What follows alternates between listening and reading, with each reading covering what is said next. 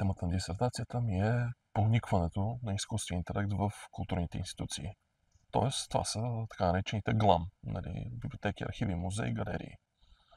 Въпреки че при нас е малко смешна работата за това, че галериите ги приравняват с музеите. Добре, на такъв крайен етап как си представяте това проникване? Според мен проникването общо взето е нещо, което ще стане на всички положения. Не е нещо, което потенциално може да стане, защото това е бъдещето. Интересно просто се разгледа в момента какво се случва на глобално ниво, особено в бизнес сектора, и да се види общо взето survival of the fittest, нали? Какво ще остане и кое си струва да остане и рано или късно ще бъде внедрено в тия неща.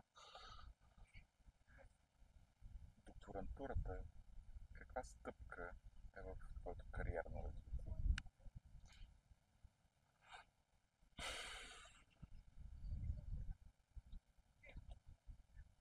За кариерата не знам, за егото ми е много голяма стъпка.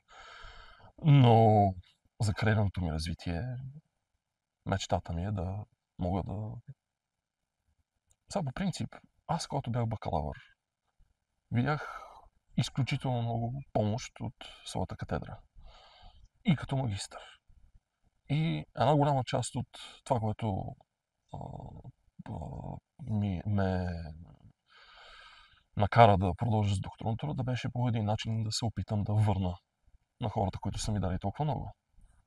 Другото, което още като малък се кефих много в училище, от време време караха учителите аз да преподавам уроците, защото ми се получаваше, така че и това до някъде ми беше избор. Но просто трудно при такъв съпорт да не се чувстваш до някъде длъжен. Не, че съм на сила накаран да продължавам, но просто така се появиха нещата, че това са едно естествения път, по който върва в момента. Добре, да кажем, че станеш преподавател. Какъв преподавател се представяш? Авторитарен.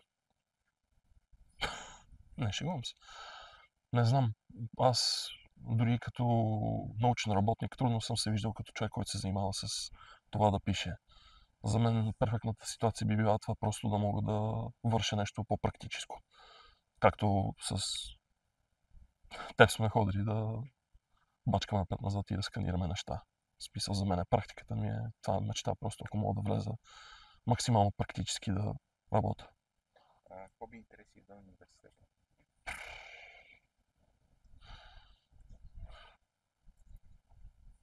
Фитнес. Помага ли ти фитнеса за научните изследвания? До някъде да. Както се казва и гърците, здрав ум, здраво тяло, нали? И до някъде се получава много добре, когато успея да се отделя от вкъщи, когато съм всичките книги и мога да отида някъде и да раздвижа малко тялото и изведнъж човекът е в зоната си. Просто изведнъж, това може да се случи така, това може да стане по този начин. Добре, каква роля би си определил в работа в екип? Дали си ръководител, дали си изпълнител, дали си... Аз съм изключително адаптивен. В смисъл и като лидер съм бил, и като нормален работник.